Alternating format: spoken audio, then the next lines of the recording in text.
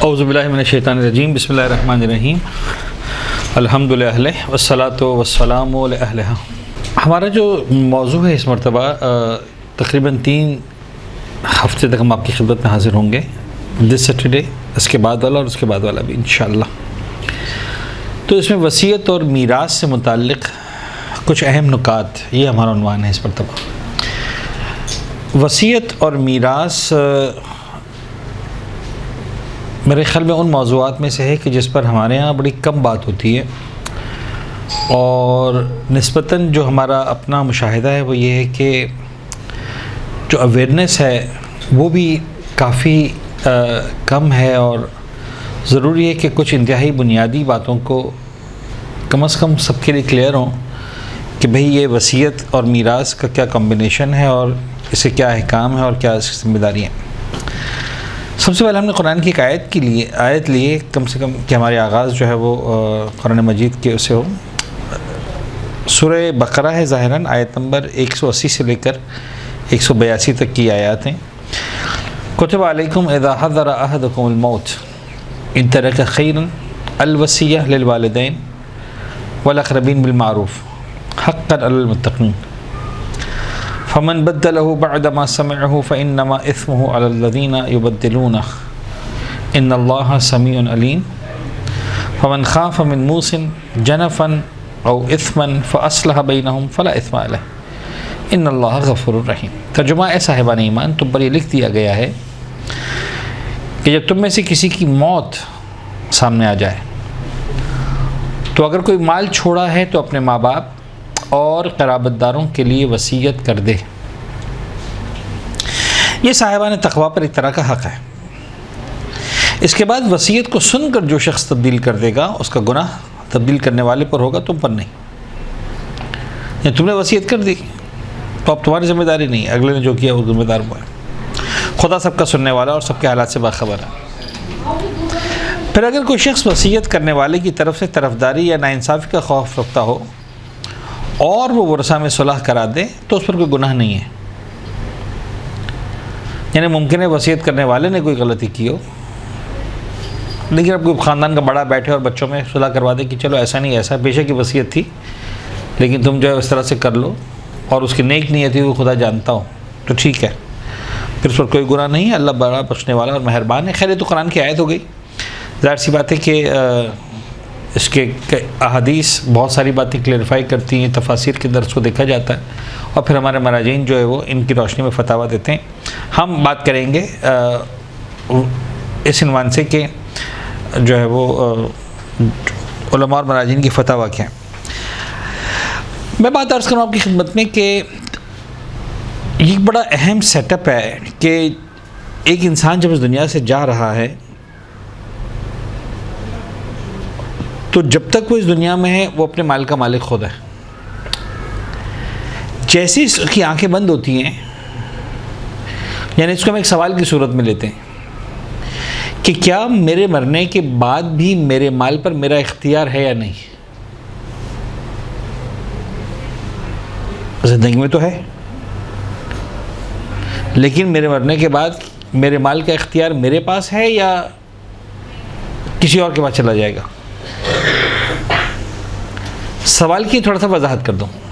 मसलन मैं कहता हूं कि भाई मैं जब तक ज़िंदा हूं तब तक मेरा सारा का सारा माल मेरा। हम फ़र्ज़ करते हैं कि मैं आज 100 रुपये का मालिक हूँ। सिंपल, आज मैं 100 रुपये का मालिक हूँ, 100 के 100 मेरे। मेरी मर्ज़ी में किसी को गिफ्ट करूँ, खाऊँ पीऊँ, ख़रीदो फ़रोख्त करूँ, राइट, मेरी मर्ज़ी। मेरे मरने के बाद भी ये 100 रुपये मेरे ही हैं, लिहाजा मेरे मरने के बाद भी ये 100 रुपये खर्च होंगे मेरी मर्ज़ी से। बस और मैं कहता हूँ ठीक है, जब तक मैं ज़िंदा था तब तक तो मैंने कुछ भी नहीं किया, लेकिन मरने के बाद 10 रुपये जो है वो फलाह इमाम बारगाह को दे देना, 10 रुपये मसलन जो है मस्जिद को दे देना, 10 रुपये स्कूल को दे देना, 10 रुपये से गरीब बच्चों की शादियाँ करवा देना, 10 रुपये से बीमारों का इलाज करवा देना, 10 रुपये से मेरा हज करवा देना, 10 रुपये से मेरी नमाज़ें। मैंने पूरा 100 रुपये का हिसाब किताब लेके चला गया। तो क्या वाकई इख्तियार है मेरा? सवाल क्लियर हुआ? जवाब क्या है?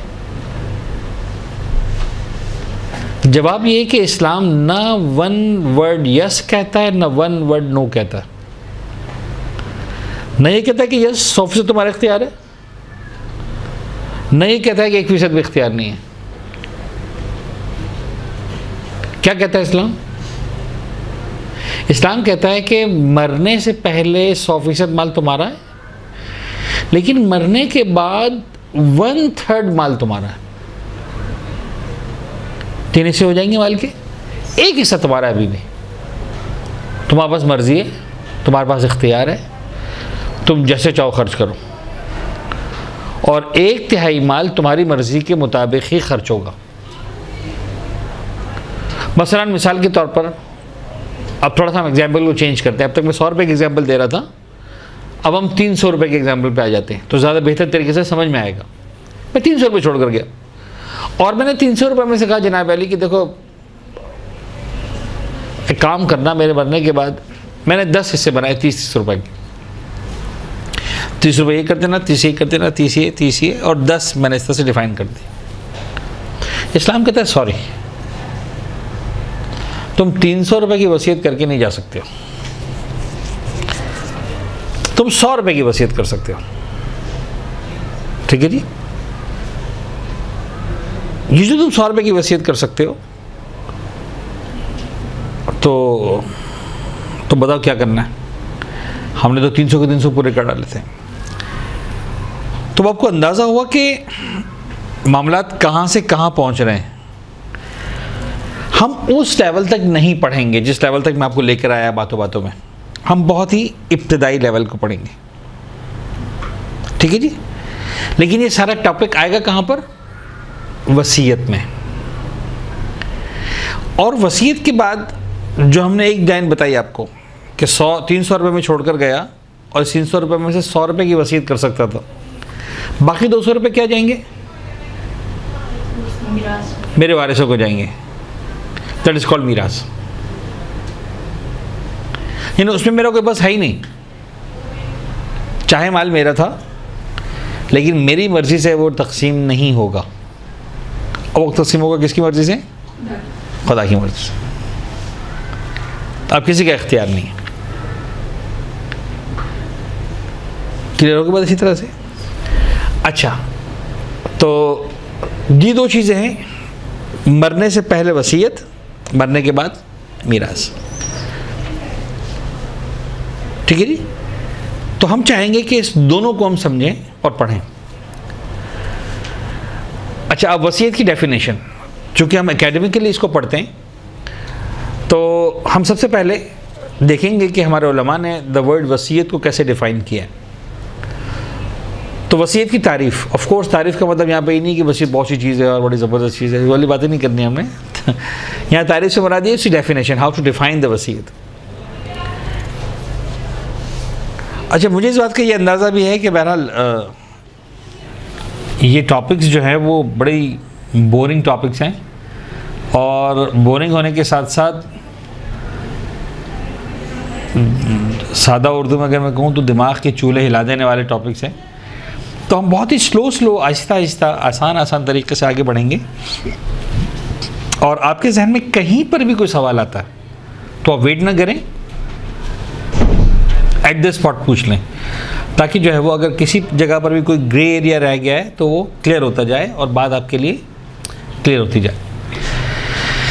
तो वसीयत की तारीफ़ ये है, वसीयत ये है कि अच्छा 3 चीज़ें हैं। स्लाइड नंबर 1 आपके सामने है, इसके बाद नंबर 2 और 3 भी सामने आ रहा है। ठीक है, तारीफ़ ये है कि नंबर 1 वसीयत ये है कि इंसान ताकीद करे कि उसके मरने के बाद उसके फ़लाँ काम अंजाम दिए जाएं। मसलन मैं कहता हूँ कि भाई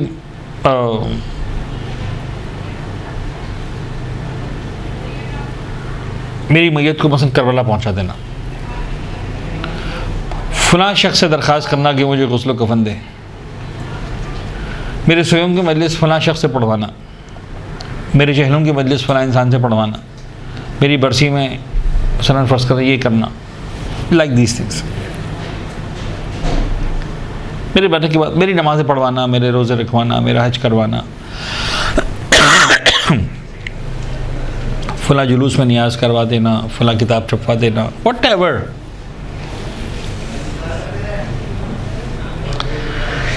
इस वसीयत का नाम है वसीयत अहदिया। क्या नाम है? अहदिया। 3 तरह की वसीयत है, अहदिया, तमलीकिया और तौलिया। ठीक है, ये है अहदिया, यानी मैं कहता हूँ कि मेरे मरने के बाद ये काम हो जाए। अच्छा जी, नंबर 2 मज़ीद क्लियर होगी जब आप तीनों चीज़ों को देखेंगे तो फिर आपके लिए बात क्लियर होगी। नंबर 2 ये कहे कि उसके मरने के बाद उसके माल में से कोई चीज़ किसी शख्स की मिल्कियत में दे दी जाए, या खैरात की जाए, या उमूर खैरिया पर सर्फ की जाए। अच्छा, ये खैरात की जाए या उमूर खैरिया पर सर्फ की जाए, ऑलमोस्ट एक ही तरह की बात हो जाती है, बहुत बारीक से डिफरेंस है। नंबर 1 डायरेक्ट खैरात कर दी, नंबर 1 बाकायदा डिसाइड किया कि ये वाला खैर में सर्फ करना। अब यहाँ पर माल इन्वॉल्व हो गया। माल तो खैर पहले भी इन्वॉल्व हो रहा था कहीं ना कहीं, लेकिन अब बाकायदा मैं कह रहा हूँ कि मेरा माल इसको देना। बस मैं मर रहा हूँ तो फ़र्ज़ कर लें कि मैंने देखा कि भाई मेरे ख़ानदान में सारी मेरे बच्चे अच्छे हैं, लेकिन मेरे एक बच्चे ने बहुत ख्याल रखा। मैं आखिर की ज़िंदगी के 10 साल मसलन बीमार रहा, बाकी बच्चे टेलीफोन पे खैरियत तो पूछते रहे, साल में कई मरतबा चक्कर भी लगाते रहे, लेकिन मेरा फलां बेटा था जिसने एक तरह से मज़दूर बनकर मेरी खिदमत की। अब मेरे मन मसलन फ़र्ज़ कर लें, मैं मिसाल के तौर पर कहता हूँ कि मेरे 3 बेटे थे और मैं 300 रुपये छोड़ कर जा रहा था। फ़िलहाल मैं वसीयत की बात नहीं कर रहा, तो मेरे मरने के बाद मेरे तीनों बेटों को 100 रुपये मिल जाएंगे। ये तो गलत बात है। जिसने मेरा इतना ख्याल रखा उसको भी 100 रुपये मिलें, जिसने नहीं रखा उसको भी 100 रुपये मिलें, जो दरमियान में था उसको भी 100 रुपये मिलें। मैंने कहा नहीं यार, कुछ इसके लिए करो। तो यहाँ पर दीन मुझे राइट देता है ना 1/3 में, तो ठीक है तुम एक काम करो, ये 100 रुपये अपनी मर्ज़ी से खर्च कर दो। मैंने कहा भाई देखो, इसमें से मसलन मेरा बेटा था A, B और C। A को जो है वो 75 रुपये दे देना और B को 25 दे देना। ये कितने हो गए? 100 रुपये। तो 100 रुपये मेरे तकसीम हो गए इस तरह से। अब जो बाकी 200 रुपये हैं वो मीरासी कानून के हिसाब से तकसीम होंगे, तीनों बच्चों को बराबर मिल जाएंगे। तो रिज़ल्ट ये होगा कि जब 200 रुपये के 3 हिस्से होंगे तो अंदाज़न कितने कितने होंगे? For the sake of argument 67 rupees, right? 33%, 200 के 66। तो एक बेटे को 66, दूसरे को 66, तीसरे को 66। लेकिन ए को कितना मिला होगा? 66 + 75। समझ में आ रही बात? बी को कितना मिला होगा? 66 + 25, जबकि सी को मिला होगा सिर्फ 66। तो 66 मिला कानून विरासत के हिसाब से, 75-25 मिला कानून वसीयत के हिसाब से। फर्क समझ में आया? वसीयत अलग थी, विरासत अलग थी। क्लियर हुई बात आपके लिए? तो वसीयत के जो सेकंड मॉड्यूल है वो ये है कि मैं अपने माल में तसर्रुफ करता हूँ। अच्छा, मैंने एक एग्जांपल दी, खैरिया के एग्जांपल में आ जाए। मसलन फ़र्ज़ कर लें कि मैं बहुत मालदार आदमी हूँ, समझाने के लिए कह रहा हूँ, प्लीज़ को महसूस मत कीजिएगा। मैं 100 करोड़ रुपये छोड़ के मर रहा हूँ। अब 100 करोड़ छोड़ के मर रहा हूँ तो मसलन जब मैं 100 करोड़ हो तो मेरे बच्चे गरीब तो फ़कीर के बच्चे तो नहीं है ना, करोड़पति इंसान के बच्चे हैं, तो ऑलरेडी वो अच्छे खासे पैसे के मालिक होंगे। ऐसा तो नहीं होगा कि 100 करोड़ मेरा है तो उनका एक चाराना भी नहीं है, ऑलरेडी वो अच्छे खासे पैसे के मालिक हो गए होंगे, बिजनेस वगैरह वगैरह। अब मैं 100 करोड़ छोड़ के मर रहा हूँ। मैंने कहा यार ये 100 के 100 करोड़ उनको मिल जाएंगे, 2 ही बच्चे मेरे, 50-50 करोड़ ले लेंगे। यार कुछ वसीयत करके जाओ रूहानी साहब। तो मैंने कहा ठीक है वसीयत। अब मैंने देखा कि वसीयत में दीन परमिशन तो दे रहा है 33 करोड़ रुपए की, 1/3 की, तो भाई बाकी तो मिल जाएंगे मेरे बच्चों को। इस 33 करोड़ में से मिसाल के तौर पर 2 करोड़ इमाम बारगाह को दे देना, 5 करोड़ स्कूल को दे देना, 3 करोड़ जो है मस्जिद को दे देना, यू नो। तो ये भी इसी में आएगा तमलीकिया में, जहाँ मैं मिल्कियत को मैं क्या कर रहा हूँ, चेंज कर रहा हूँ, किसी को किसी माल का मालिक बना रहा हूँ। तो नंबर 1 अहदिया थी, कि भाई मेरा गुस्ल इसको कहना, कफन इसको कहना, मेरी मैयत इधर ले जाना, ये सारे अहदिया, ये तमलीकिया। और नंबर 3, किसी को अपने नाबालिग बच्चों का निगरान बनाना, दैट इज़ कॉल्ड तौलियत, यानी विलायत देना। अभी मेरे बच्चों का वली कौन है? मैं खुद हूँ। मेरे मरने के बाद कौन होगा? तो there should be some caretaker, कोई ना कोई मेरे बच्चों का निगरान होना चाहिए। अगर मेरे बच्चे नाबालिग हैं, बालिग हैं तो फिर तो ज़रूरत नहीं है, लेकिन अगर नाबालिग बच्चे मेरे हैं, साल 2 साल 3 साल 4 साल 5 साल के बच्चे हैं, तो कौन होना चाहिए? कोई निगरान होना चाहिए। तो मेरी वसीयत में मेंशन होना चाहिए कि भाई मेरे बाद कौन होगा। तो ये जो वसीयत होगी, इसमें मैं किसी को मालिक वालिक नहीं बना रहा हूँ, जिसको आप कहते हैं अंग्रेजी में गार्जियन। ठीक है जी, ये जो गार्जियन बनाना है, ये हमारे दीन का भी हिस्सा है। ठीक है जी। तो 3 तरह की वसीयतें होती हैं, अहदिया, ये काम, तमलीकिया, ये माल किसी को दे देना, इधर दे देना, इधर दे देना, चाहे खैर के काम में, चाहे किसी फ़र्द में। पड़ोसी तो मेरा बड़ा ख्याल रखता था, पड़ोसी के बच्चे थे मेरा बड़ा ख्याल रखते थे। मैंने कहा मेरे मरने के बाद 50,000 रुपये इसको दे देना मेरे माल में से। बात समझ आ रही? मेरी यानी फ्लैट्स जहाँ मैं रहता था, उसका चौकीदार मेरा बड़ा ख्याल रखता था। मेरे मरने के बाद तो कुछ भी नहीं उसके पास, लेकिन मैंने कहा यार ये बड़ा शरीफ इंसान था, ये सब केयर करता था। मैं बीमार था, मसलन मुझे स्ट्रेचर पर उठा के, या मसलन कुर्सी पे बिठा के, या कंधे पे उठा के लेकर बिठा के गाड़ी में बिठाता था, गाड़ी से जो है ऊपर ले आता था। मेरी कोई औलाद मेरे पास नहीं आती थी, लेकिन ये ख्याल रखता था, वगैरह वगैरह वगैरह, what ever and so on. मैं कुछ एग्जाम्पल इसलिए दे रहा हूँ कि आपका जहन मज़ीद खुलता जाए कि इसके अंदर सैकड़ों बातें पॉसिबल होती हैं। तो अहदिया, तमलीकिया और तौलियत। तो नंबर 3, अपनी औलाद के लिए और जो लोग उसकी किफ़ालत में हैं, उनके लिए किसी को निगरान और सरपरस्त मुकर्रर करना। तो ये होती है वसीयत बेसिकली। अच्छा, अब यहाँ पर मैं एक बात की वजाहत बतौर ख़ास करना चाहता हूँ। मुझे लगता है कि इस पर बड़े सुकून से हमें डिस्कस करना चाहिए, और ये वो चीज़ है कि उसूलन अगर मैं बात करूँ तो आपको बड़ी अहम लगेगी, नहीं करूँ तो शायद किसी के जहन में ख्याल भी ना आए, लेकिन इंतहाई अहम बात है। यानी मैं चाह रहा हूँ कि दीन और दीनदार, इन दोनों के मिजाज को मिलाकर एक बात करूं। दीन क्या कह रहा है वो एक और बात है, दीनदार का मिजाज क्या है वो एक अलग बात है। अल्लाह आप सबके वालिदैन को सलामत रखे। लेकिन आप में से आया कोई भी ऐसा है जिसके पेरेंट्स में से फादर या मदर का इंतकाल हो गया हो? 4-5 लोग नजर उठा दिए। तो अगर एक फर्द का इंतकाल हुआ तो क्या विरासत तकसीम हुई? कोई क्लेम कर सकता है कि यस विरासत तकसीम हुई? जितने लोगों ने हाथ उठाया था उनमें से कोई भी एक भी? हेलो, नो वन, कोई भी नहीं। तो दीन क्या कह रहा था और दीनदारों के पास क्या है? Totally different, right? यानी एक फर्द भी यहाँ पर बैठा हुआ क्लेम नहीं कर रहा है कि यस मेरी अम्मा के इंतकाल के बाद या मेरे अबू के इंतकाल के बाद विरासत तकसीम हुई, नहीं। तो ये एक अलमिया है हमारे माशरे का जिससे हम गुजर रहे हैं। यानी यहाँ पर जो लोग बैठे हुए हैं मदरसतुल कायम में जो पढ़ रहे हैं,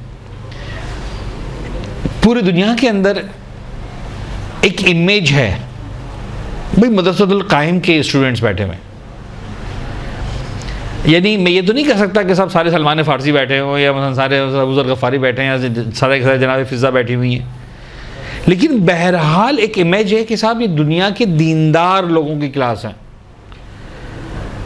क्योंकि एक क्लासेस वो हैं जहाँ म्यूज़िक सिखाई जाती है, डांस सिखाया जाता है, पता नहीं कंप्यूटर सिखाया जाता है, इंग्लिश लैंग्वेज सिखाई जाती है। या तो सब कुछ नहीं हो रहा ना, या तो दीन सिखाया जा रहा है। तो यहाँ आप लोग क्या सीखने के लिए आए? इंग्लिश लैंग्वेज सीखने के लिए नहीं आए आप यहाँ पर कंप्यूटर स्किल्स डेवलप करने के लिए नहीं आए आप यहाँ पर स्टिचिंग, मिसाल मेहंदी, इन सब कामों के लिए नहीं आए। क्या करने के लिए आए? तो दीनदार घराना था तो आए ना। आपके फादर, आपके हस्बैंड, आपके बच्चे, आपकी सोसाइटी, आपकी फैमिली एक दीनदार फैमिली है। हम दीनदार लोगों की बात कर रहे हैं कि not a single person who claims कि यस मिराज तकसीम हुई है। तो आप सोचें बेदीनों में क्या होगा।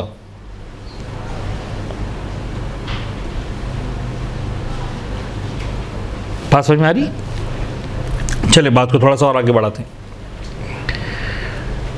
हमारे यहाँ, यानी मैं इससे हट के बात कर रहा हूँ, एक जनरल मेंटालिटी, और मैं चाह रहा हूँ कि एक बहुत ही क्लियर मैसेज आप लोगों को मिले। ये जो है ना कि मसला नंबर 2 ये कहे कि उसके मरने के बाद उसके माल में से, आप चाहे तो ये उसके माल को 3 मरतबा रेड लाइन से अंडरलाइन करें। उसके माल यानी मरने वाले का जो माल। हमारे यहाँ तो यही नहीं पता होता मरने वाले का माल है क्या। मरना तो बहुत दूर की बात, जिंदा को नहीं पता मेरा माल कितना है। बीवी समझ रही मेरा है, शौहर समझ रहा है मेरा है।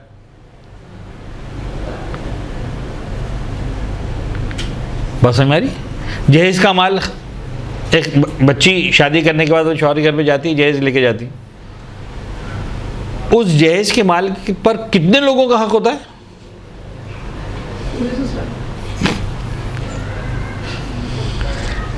पूरे ससुराल का। सास का जब दिल चाहेगा ये चीज़ उठा के फलां की जगह गिफ्ट दे देगी। बच्ची देख रही है मेरा माल जा रहा है गिफ्ट के अंदर, अम्मा ये क्या हो रहा है, मुझे पूछ तो लो, बता दो। शौहर तो 100% मालिक है ही है। समझ में आ रही बात? Who is the owner of what? कौन किस चीज का मालिक है? हम एक ऐसे माशरे में रहते हैं, मैं अप्रिशिएट करता हूं जो हमारी सोशल वैल्यूज हैं या एथिकल वैल्यूज है, अखलाकी जो अक़दार हैं हमारे माशरे में, पाकिस्तानी माशरे की बात कर रहा हूं बतौर ख़ास, उनमें से बहुत सारी चीज़ों को वाकई में बहुत वैल्यू करता हूं। इन्हें रिस्पेक्ट का एक अलग अंदाज होता है। इन्हें वाकई वाइफ कहती है कि भाई सब कुछ आपका है, जो आप इस्तेमाल करने को मसला नहीं है। वो सास को भी इसी तरह से ओपन परमिशन दे रही होती है, ससुर को भी वो ओपन परमिशन दे रही होती है, नंद को भी जो है वो पूरा इख्तियार होता है, देवर को भी पूरा इख्तियार होता है, जेठ को भी पूरा इख्तियार होता है। कोई बात नहीं, सब चीज़ आप ही की तो है, मैं जो घर में लाई हूँ अपने लिए थोड़ी लाई हूँ, सबके लिए लाई हूँ, सब इस्तेमाल करें। लेकिन 2 चीज़ें हैं जिसमें हमारे कॉन्सेप्ट को क्लियर होना बहुत ज़्यादा ज़रूरी है, और वो 2 अल्फाज यहाँ पर कहीं पर इस्तेमाल नहीं हुए, लिहाजा आपको लिखने पड़ेंगे। एक चीज़ होती है दैट इज़ कॉल्ड हक़ तसर्रुफ़, और एक चीज़ होती है दैट इज़ कॉल्ड हक़ मालिकियत।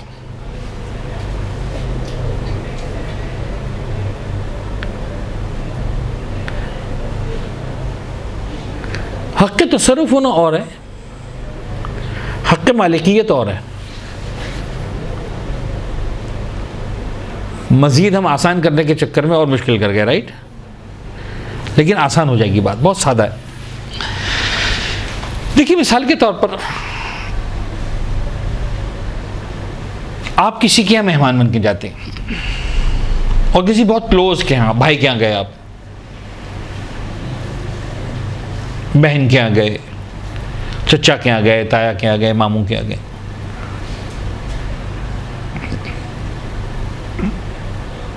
अब आप मसलन फर्ज करें मामू के यहाँ गए हुए, मामू की गाड़ी खड़ी हुई है, आपने कहा मामू दावत है आपके घर आए, लेकिन एक काम रह गया, मामू गाड़ी की चाबी दे, मैं थोड़ा सा काम करके आ जाऊँ।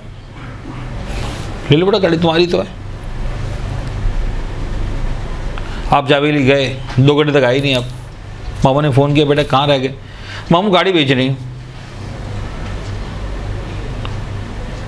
गाड़ी बेच रही हूँ। अरे कैसे बेच रही हो?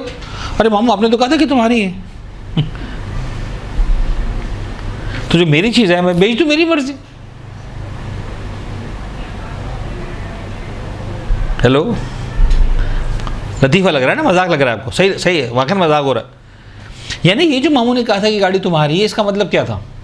तसर्रुफ नहीं। तुम्हें तसर्रुफ का हक पूरा का पूरा है। जैसे लोग अपनी ज़ाती गाड़ी को डील करते हैं वैसे मसला नहीं, चलाओ। लेकिन मालिकाना इख्तियारात मेरे पास हैं, मालिकाना इख्तियार तुम्हारे पास नहीं है। तसर्रुफ का इख्तियार है तुम्हारे पास। बात समझ में आ रही? आप मिसाल के तौर पर ज़ियारतों पे जाते हैं, हज पे जाते हैं, उम्रे पे जाते हैं, होटल्स में जाते हैं, तो कमरा आपको दे दिया जाता है। मालिकाना ये तसर्रुफ, तसर्रुफ का हक़ होता है। आपका साहब कमरा मेरा हो गया, मेरा हो गया, चलो भाई फर्नीचर निकाल के भेज दो। आप उस फर्नीचर पे सो सकते हैं, आपको इस्तेमाल करने का हक़ है, राइट? दैट इज कॉल्ड हक़ तसर्रुफ। तो दुनिया के बेशुमार कामों के अंदर हमारे पास हक़ तसर्रुफ होता है। खैर, बड़ी मिसालों को छोटी मिसाल पे आ जाएं। घर के अंदर ये बच्ची जो घर में जहेज लेकर आई है, इसमें तसर्रुफ का हक़ सबको है, अगर इसे दिया है तो। मैं नहीं कह रहा हूँ 100% है, कोई दीन 100% नहीं कह रहा, लेकिन हमारे जो सोशल वैल्यूज़ हैं उसके एतबार से बच्ची कहे कि नहीं सबको हक़ है, कोई बात नहीं, सब तसर्रुफ करें। मसलन एक टेलीविज़न लेकर आई, अब ये नहीं कह सकते इसे मैं ही देखूँगी, खबर किसी और नहीं देखूँ, सब देखो, मसला नहीं। गाड़ी लेकर आई फ़र्ज़ करें बच्ची जहेज़ में, तो ये नहीं कह कि सिर्फ मैं ही बैठूँगी, सब बैठे, मसला नहीं। लेकिन अगेन बैठने का राइट है, ये राइट नहीं कि कल को आप इसको बेच के आ जाएं। वाज़ेह हो रही बात है। तो हक़ तसर्रुफ और हक़ मालिकियत के अंदर फ़र्क को तो समझना ज़रूरी है। अब ये जहेज़ के एग्जाम्पल बार बार आते रही, थोड़ा सा आगे बढ़ते हैं। आज आप अपने घरों में गौर करें, आप सब, स्पेशली वो ख़वातीन जो शादीशुदा हैं, कि भाई जो आप घर में रहते हो वो घर किसका, आपका है किसी और का? 99% केसेस में जवाब है दोनों का। दोनों का नहीं, या इसका है या उसका है, या अगर दोनों का है तो डिसाइड होना चाहिए किसका कितना है। तसर्रुफ की हद तक सबका है, वाज़ेह हो रही बात। लेकिन मालिकियत की हद तक किसका, कौन is the, who is the owner? अच्छा, जैसी बात ओनर की आई, हाँ, कागजात किसके नाम पर है?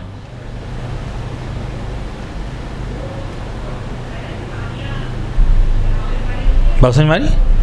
अब यहां से हमने एक और शिफ्ट लिया, यानी हम दीन की बात करते करते आगे पाकिस्तान के कानून पर, फिर हमने मिक्सिंग कर दी।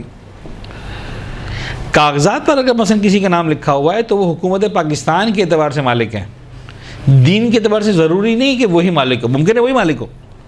90%, 60%, 80% केसेस में यही होगा, भाई गाड़ी मेरे मिसाल में चला के आया हूँ, मेरे नाम पर है, मालिक भी मैं ही हूँ, तो पाकिस्तान में कागजात के एतबार से मैं मालिक हूँ और वैसे भी मैं मालिक। लेकिन ऐन मुमकिन है जनाब अली वो गाड़ी मेरे भाई की हो, लेकिन मेरा भाई मजबूर हो कि पाकिस्तान के कानून के एतबार से वो एक वक्त में मसलन फ़र्ज कर लेते हैं सब 2 से ज़्यादा गाड़ियां नहीं रख सकता अपने नाम पर, तो उसने कहा भाई काम करते हैं, तुम्हारे लिए गाड़ी खरीदनी तो है ही, गाड़ी मेरी ही होगी लेकिन तुम्हारे नाम पे कर देते हैं, मुझे भी सुकून होगा कि भाई जिस भाई को मैं चलाने के लिए दे रहा हूँ है भी उसी के नाम पर, लेकिन भैया गाड़ी मेरी है। हाँ, मैंने कहा भैया कोई बात नहीं, गाड़ी आप ही की है, आपकी मेहरबानी, आपने मुझे चलाने के लिए दी। अब वो गाड़ी जनाब अली खरीद ली गई और मेरे नाम पे रजिस्टर्ड भी हो गई, तो गवर्नमेंट पाकिस्तान की तरफ से मालिक कौन है? मैं हूँ। मेरा भाई बेचना चाहे तो नहीं बेच सकता मेरी परमिशन के बगैर, इन terms of government of Pakistan. असल में मालिक कौन है? वही भाई है। मेरे पास हक़ तसर्रुफ है, हक़ मालिकियत नहीं है। हमारे यहाँ 60-70% से ज़्यादा मैंने देखा है कि पुराने लोग मकान लेते थे तो रखते थे अपनी वाइफ के नाम पर। और मुझे नहीं पता कि आप लोगों का क्या सिस्टम है, ऐसा ही बाज़ औक़ात टैक्स से बचने के लिए कि साहब अगर मेरे नाम पर होगा तो टैक्स ज़्यादा लग जाएगा, वाइफ के नाम पर है तो कोई पूछने नहीं आएगा पाकिस्तान में, क्योंकि वैसे वाइफ के नाम पर मकान है लेकिन वाइफ जॉब करती नहीं है तो किसी की आमदनी नहीं है, तो बस मकान ही ख़त्म है, तो है, कोई टैक्स नहीं होगा या कम होगा।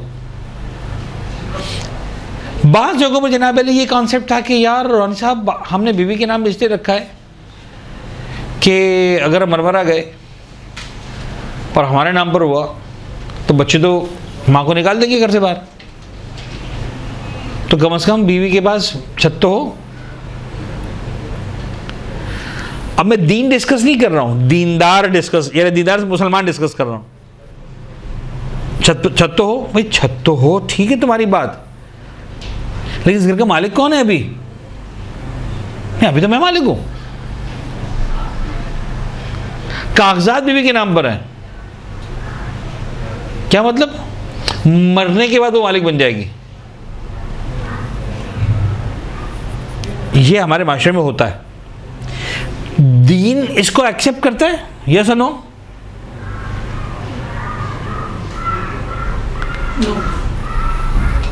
जब आप जवाब देते हैं इसका मतलब आपको सवाल समझ में आ रहा है, और मेरी जीत ये है कि आपको सवाल समझ में आ जाए। जवाब तो देने के लिए बैठा हूं मैं, ठीक है ना? तो सवाल समझ में आया आपको कि ये जो हो रहा है क्या वाकई दीन के हिसाब से एक्सेप्टेबल है? जवाब ये है कि not a single word yes, not a single word no.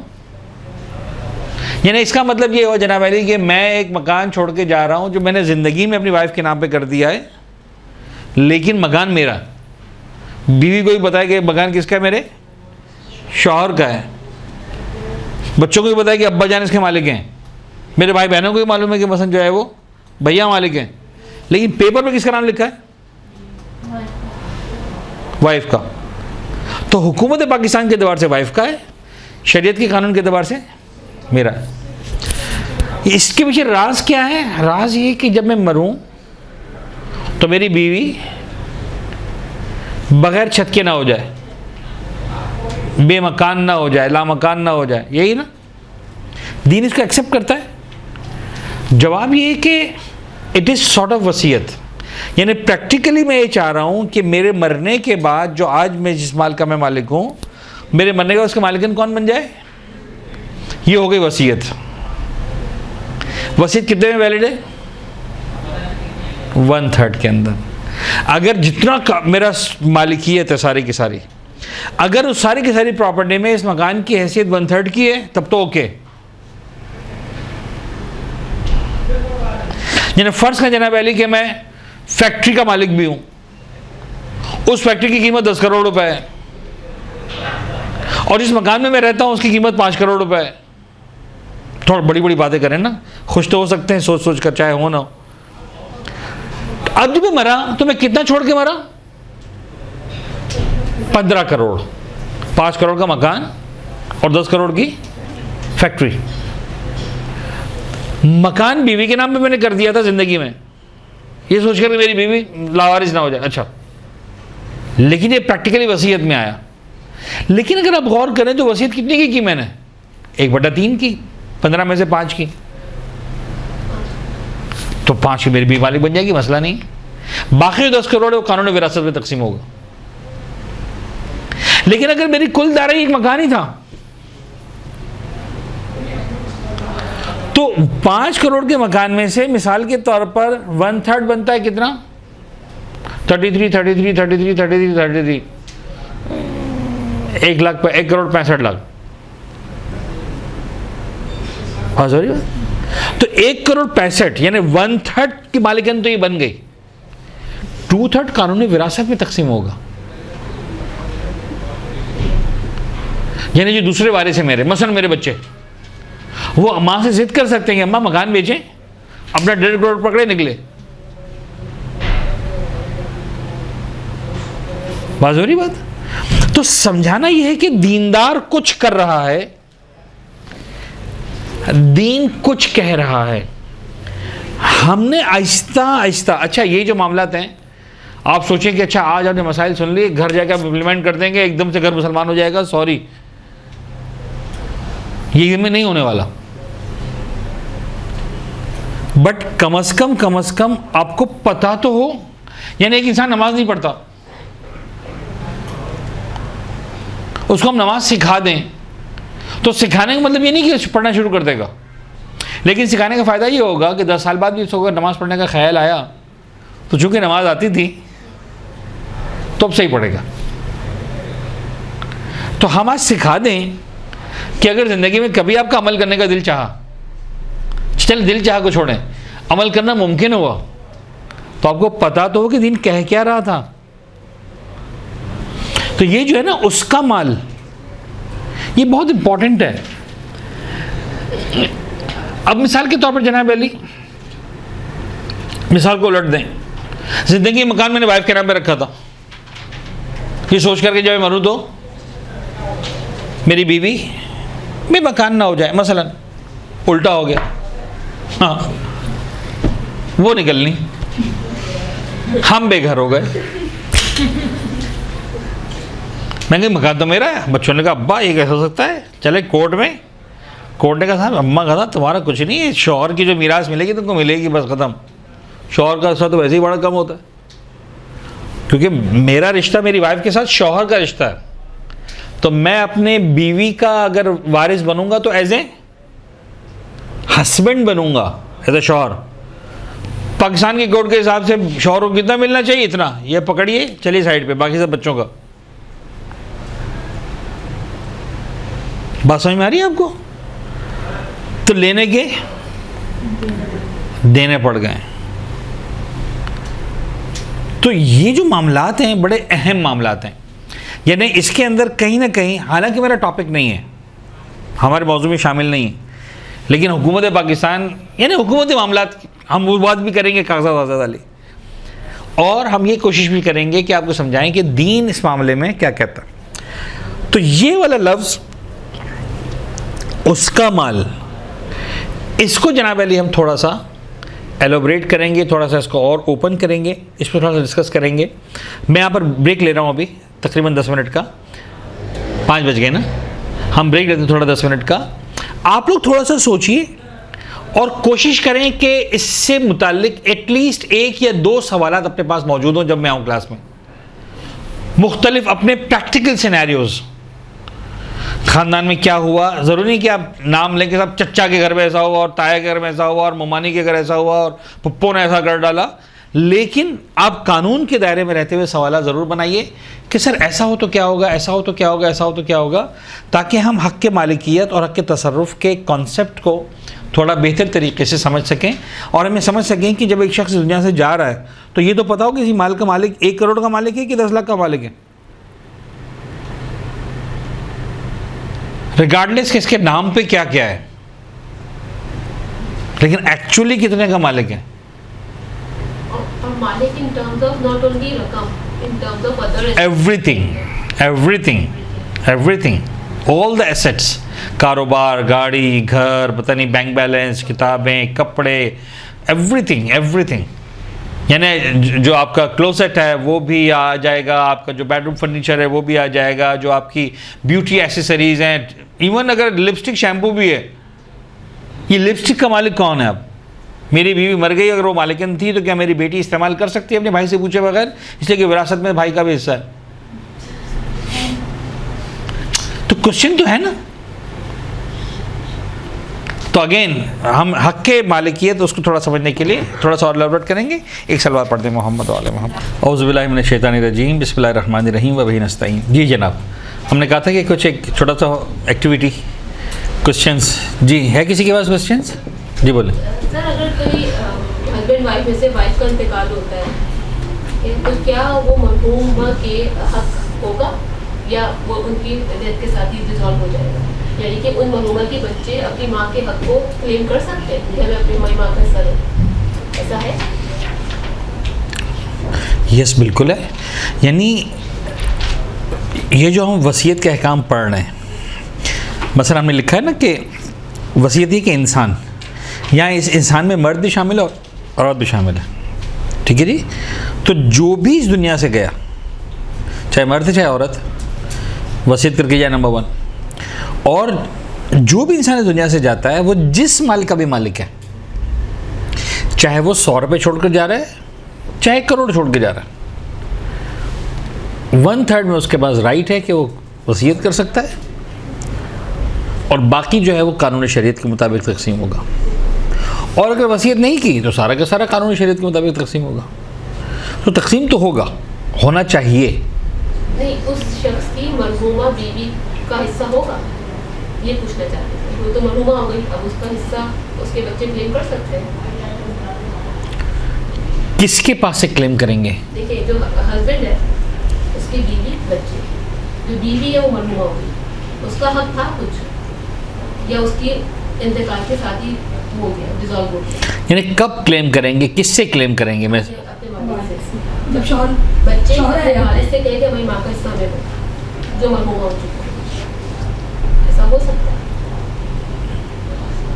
Okay, जो अभी तक मैं समझ पा रहा हूँ वो कुछ और है, और मुझे लगा कि जो आप समझा रही हैं वो कुछ और है।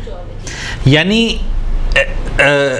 1 मिनट के लिए मुझे फ़र्ज़ कर लें, मेरी बीवी और मेरे बच्चे, मेरी बीवी का इंतकाल हो गया, यही कहना चाह रही हैं आप, ठीक है?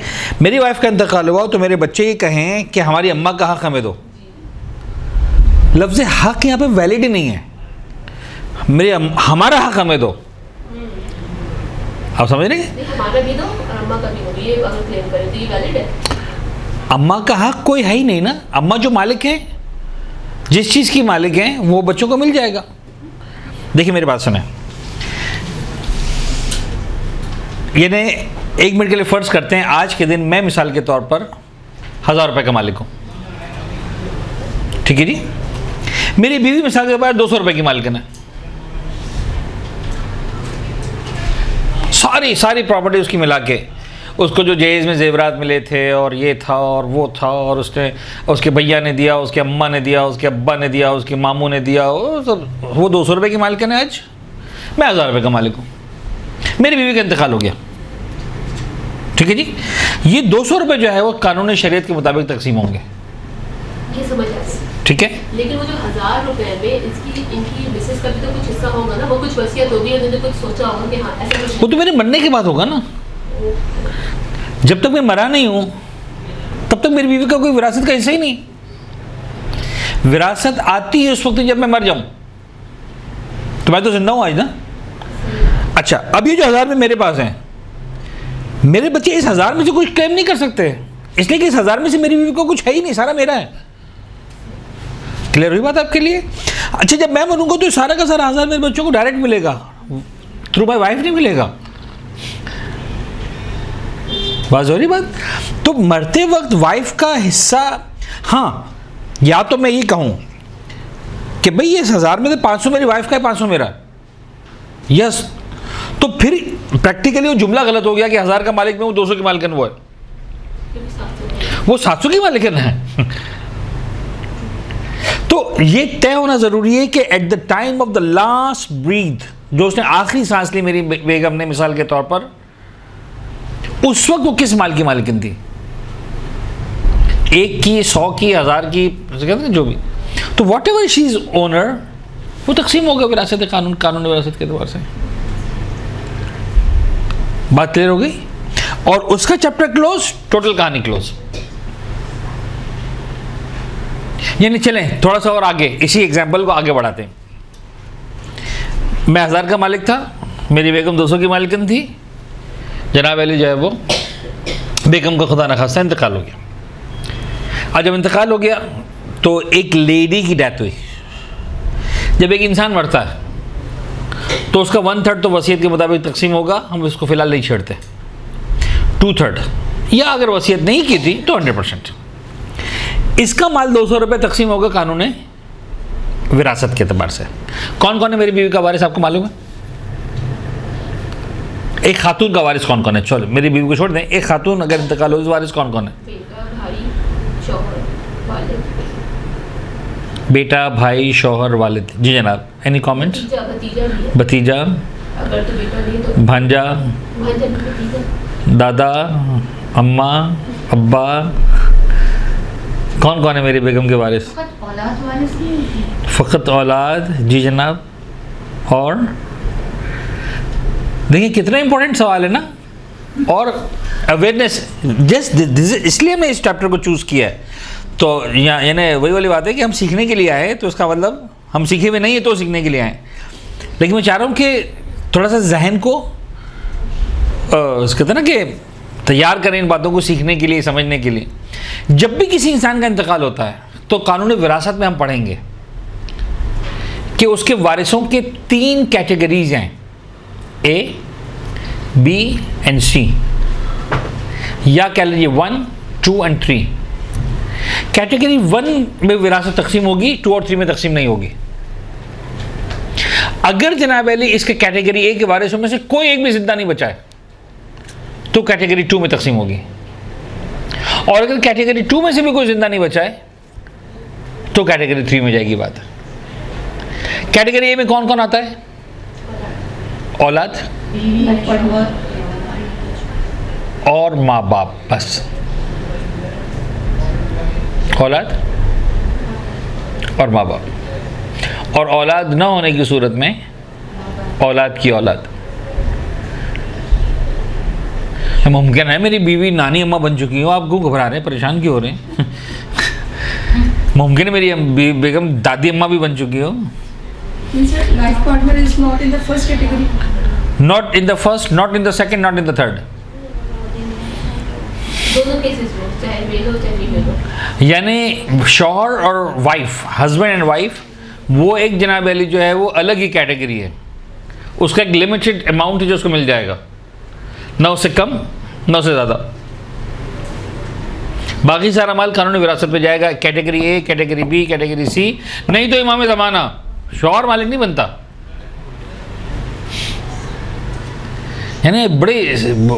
यानी बहुत सारे पिंदार के बुत टूटने वाले हैं जब हम इस टॉपिक को पढ़ेंगे, तो जो हम सोच के बैठे हैं। यानी फर्ज कर लें एक हस्बैंड वाइफ है, कोई है ही नहीं उनका, ना सास ससुर जिंदा है, ना बच्चे हैं, ना भाई बहन, कोई भी नहीं,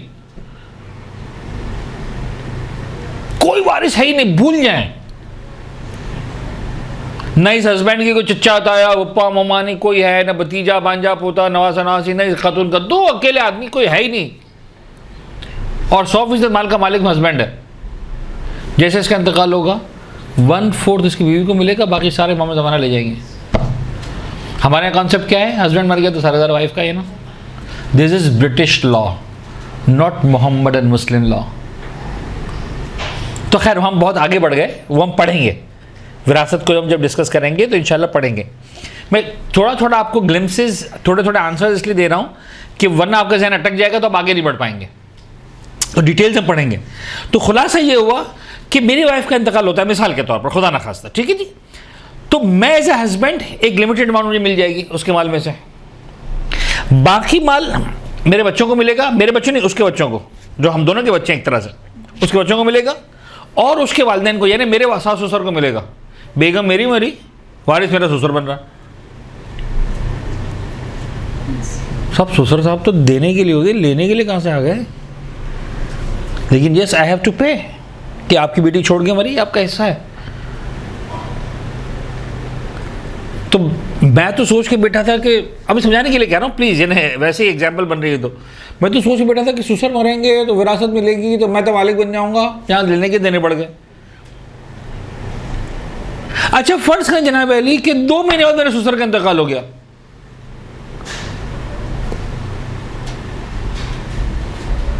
और मेरे साला साली जिंदा है मिसाल के तौर पर, मेरे ससुर का 100% माल उनको जाएगा, मेरे बच्चों को यानी नवासों को कुछ नहीं मिलेगा। यानी मरहूम के जो बच्चे जिंदा हैं, फर्ज कर मरहूम के 5 बच्चे थे, इनमें से एक मेरी वाइफ थी, उसका इंतकाल हो चुका पहले से, तो अब जब मेरे ससुर का इंतकाल होगा तो सारा का सारा माल उनके 4 बच्चों में तकसीम होगा, मेरी बीवी का कोई हिस्सा नहीं। जब मेरी बीवी का कोई हिस्सा नहीं तो मेरी बीवी के बच्चों का भी कोई हिस्सा नहीं।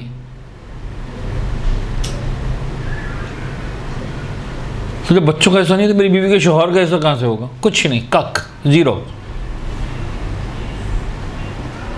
यानी अगर मुझे अपने ससुर के माल में से कुछ चाहिए तो सबसे बेहतर यह है कि ज़िंदगी में ही कोई दुआ शुआ करके कोई चिल्ला विल्ला काट के उनको फारिग करवा दूँ। मजाक कर रहा था मैं। तो समझ में आ रही बात आपको? अभी बड़ा अजीब सा लग जाएगा, यानी मेरे बच्चे कहेंगे बाबा आप कैसी बात कर रहे हैं, हम नवासे, हमारा कोई हिस्सा नहीं है, एक पैसे का हिस्सा नहीं। तुम्हारी अम्मा का माल तुम्हारे अब्बा ले गए, वो भी उनके तुम्हारे मामू को और तुम्हारी खाला को मिल गया। बात समझ में आई? यानी जब मेरी बेगम का इंतकाल हुआ तो ससुर को मिला ना मेरे एज ए फादर, जब मेरे उसके ससुर का इंतकाल हुआ तो वो जो बाल मसलन 5 रुपए 10 रुपए 100 रुपए जो भी गए थे यहाँ से वहाँ, वो किस में जाएंगे? उनके बच्चों को जो जिंदा है अभी। मेरी बेगम जिंदा नहीं है, तो यहां से गया तो सही, वहां से आएगा कुछ भी नहीं। Is that clear? अगेन इसको हम पढ़ेंगे कहां पर? कानूनी विरासत में। हम फिलहाल वसीयत की बात कर रहे थे। Any questions other? हमने बोला सवाल बनाए। जी जनाब। सर मेरा सवाल ये कि वसीयत यानी अगर मतलब किसी ने वसीयत की ही नहीं और वो मर जाए, आते हैं इस पर। और एक चीज़ और, अगर वसीयत नहीं की हुई है लेकिन वालिदैन का इंतकाल हो गया और औलाद में सिर्फ एक ही है, तो वो सब सिर्फ उसी को मिलेगा जो उनकी औलाद है उनके पीछे? ये कैटेगरीज ऑफ विरासत में आएगा। आपके हिसाब से तो आपने कहा वालिदैन मर गए, उसूलन वालिदैन नहीं मरते, या अम्मा मरती हैं? नहीं, यानी कि वालिद के ठीक 7 महीने बाद वालिदा का भी इंतकाल होती है। ठीक 7 महीने बाद ना, तो जिस दिन वालिद का इंतकाल हुआ, ठीक है जी, इनकी फर्स्ट कैटेगरी के वरसा कौन कौन थे? औलाद प्लस इनके माँ बाप प्लस इनकी वाइफ। क्लियर? ये उसी वक्त तकसीम हो जानी चाहिए थी। इसके 7 महीने बाद अम्मा का इंतकाल हुआ। अम्मा के माँ बाप और अम्मा के बच्चे, अम्मा के हस्बैंड का तो इंतकाल हो चुका है। तो अगर न इनके माँ बाप जिंदा है न इनके माँ बाप जिंदा है, तो प्रैक्टिकली बच्चे ही मालिक बन जाएंगे। और बच्चों में भी सिर्फ एक ही हो तो फिर वो सब एक है तो एक ही 100% मालिक बन जाएगा। ठीक है जी। लेकिन अगेन ये आप बातें आएंगी, अभी हमने भी डिस्कस नहीं किए इन चीज़ों को। मैं चाह रहा हूँ हक के तमल्लुक, हम हक के तसर्रुफ, उस हवाले से कोई क्वेश्चन हो तो वो क्लियर करें। हाँ सर, एक सिचुएशन हुई थी कहीं पे कि एक मकान बना और उसके ऊपर बहन का भी पैसा लगा, भाई का भी पैसा लगा, बहन का भी इंतकाल हो गया, भाई का भी इंतकाल हो गया, बहन का कोई बच्चा नहीं, भाई के बच्चे रहे, सब कुछ हुआ और रिसेंटली अभी सेल हुआ। अब जो ये सेल हुआ तो कैसे क्या डिवीजन होगी? जिसने पैसा लगाया था उनको देना चाहिए या उनके जो भी है मतलब बहनें या जो भी उनको देना चाहिए, या बस इन बच्चों को ही आपस में बस ठीक है हो गया? आप देख रहे हैं ये बड़े प्रैक्टिकल सवाल आता है। मैं चाह रहा था कि इसको अब डिस्कस करें।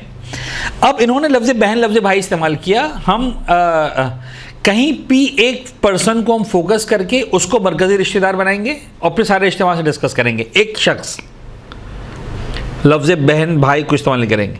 एक शख्स ने एक मकान बनाया, उस शख्स की बहन ने भी इसमें हिस्सा डाला, इस शख्स का इंतकाल हो गया। अब समझाना यह है कि जब हिस्सा डाला तो गिफ्ट कर दिया अपने भाई को कि भैया ये माल मैंने आपको बख्श दिया और मालिक आप हो गए, या है कि नहीं? 100 रुपये का मकान बना, 25 रुपये मैंने डाले, 75 आपने डाले, 25% की मालिकन मैं हूँ आज भी। ये वहाँ डिसाइड होगा, यानी उसूलन डिसाइड होना चाहिए। अगेन हमारे डिसाइड नहीं होता, प्रॉब्लम यही है, डिसाइड नहीं होता। और जब नहीं होता डिसाइड तो ये मामला कब जाते हैं? ये मामला खुलते हैं 10 साल के बाद, 15 साल के बाद, 20 साल के बाद। उस वक्त तो सर 5 लाख रुपये का मकान बन गया, 1970 की बात हो रही। साहब 5 लाख रुपए बहुत थे, बहन ने 1 लाख 1.5 लाख रुपए डाल दिए, भाई ने मतलब 3 लाख रुपए डाल दिए, 4-5 लाख रुपए की बात थी, ख़त्म हो गई। साहब 1970 का मकान 2020 में आते आते हो गया 4.5 करोड़ रुपए का।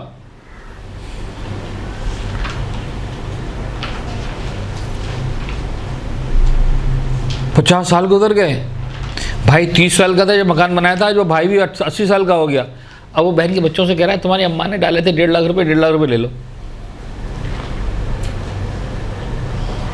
बात समझ में आ रही है? भाई वो 5 लाख का था तो 1.5 लाख था, आज वो 5 करोड़ का है तो 1.5 करोड़ है। फिर वो आप 1.5 लाख देकर जिम्मेदारी पूरी नहीं कर सकते। तो ये अब क्या होना चाहिए था? उसी वक्त जब तय होना चाहिए था कि मैं तुमसे 1.5 लाख रुपए कर्जा ले रहा हूं। अब देखिए ये वो मामला आते हैं जो इतने बारीक हैं, इतने बारीक हैं कि वाकई अगर भाई ने बहन से 1.5 लाख रुपए कर्जा लिया था तो 100 साल के बाद भी बच्चों का हिस्सा 1.5 लाख से ज़्यादा नहीं है। भाई मैंने आपसे 1.5 लाख रुपए कर्जा लिया, 1.5 लाख रुपए वापस। आपने मुझसे 50 साल नहीं मांगा, आपका कसूर है। लेकिन आपने मुझे दिया था 1.5 लाख का कर्जा, मैंने आपको 1.5 लाख वापस कर दिया। एक बार तो है कि नहीं, आपने 1.5 लाख का कर्जा नहीं दिया था। आपने कहा था साहब ये 5 लाख रुपए का मकान हम मिल के खरीद रहे हैं। तो अब आपका जनाब अली क्या हुआ? मिसाल के तौर पर 1.5 लाख बनता है, फ़र्ज़ कर लेते हैं 30%। तो मकान में आपका हिस्सा 30% था, तो आज जनाब अली 30% आज भी। तो ये बहुत ही बारीक लाइन है कि आपने मुझे 1.5 लाख कर्जा दिया था या मकान में 1.5 लाख का हिस्सा लिया था। एग्जैक्टली। अब यहाँ से हम कानून वसीयत और विरासत को तो छोड़ें, अब हम जाएंगे कानून शहादा अपना कज़ावत में। अब ये इस्लामिक कोर्ट का मसला बनेगा, यानी या तो वो सेटलमेंट करें आपस में, राज़ी हो जाएं, और या वो राज़ी नहीं होते तो इस्लामी अदालत में जाएंगे, वो हाकिम शरा की अदालत में। कोर्ट डिसाइड करेगी, हाकिम शरा की कोर्ट, नौ पाकिस्तान की कोर्ट, कि साहब तुम्हारा इतना हिस्सा, तुम्हारा इतना हिस्सा। फिर अगेन वो क्लेम करेंगे, वो गवाह लाएंगे कि साहब हमारी अम्मा ने कर्जा नहीं दिया था, हमारी अम्मा ने मकान में हिस्सा डाला था। वो एक क्लेम करेंगे कि नहीं, मैंने तुम्हारी माँ से कर्जा लिया था, उसको मकान में हिस्सा नहीं था, मुझे मकान खरीदना था 5 लाख रुपए का, मेरे पास 3.5 लाख थे, मैंने 1.5 लाख का कर्जा लिया। तुम्हारी माँ भी जो जॉब करती थी, मेरी बहन थी, शादी भी नहीं हुई थी उसकी, और तो मुझे 1.5 लाख रुपये कर्जा दे दिया कि भैया आप 1.5 लाख मेरे किसी काम के नहीं, आप दे दें, मेरी शादी को आप 1.5 लाख वापस कर दीजिएगा मुझे। 2-3 साल बाद शादी हुई, जब शादी की बात हुई तो जनाब अली जो है शौहर इतना मालदार था, उसने कहा कुछ चाहिए ही नहीं, मुझे कुछ खर्चा करना ही नहीं पड़ा, और तुम्हारी बहन भी आके चली गई, मेरी बहन भी आके चली गई मिसाल के तौर पर। वो इतने मालदार घराने में गई थी, ज़रूरत नहीं थी, उसने कभी मांगा नहीं, मैंने कभी दिया नहीं। आज तुम 25 साल बाद आए हो मेरे पास, 50 साल बाद आए हो, तुम्हारी बहन माँ का 1.5 लाख रुपये ले लो। नो मतलब एक अलग तरह की कहा, ये कहाँ जाएगी सारी बातें, इस्लामिक कोर्ट के अंदर चली जाएंगी।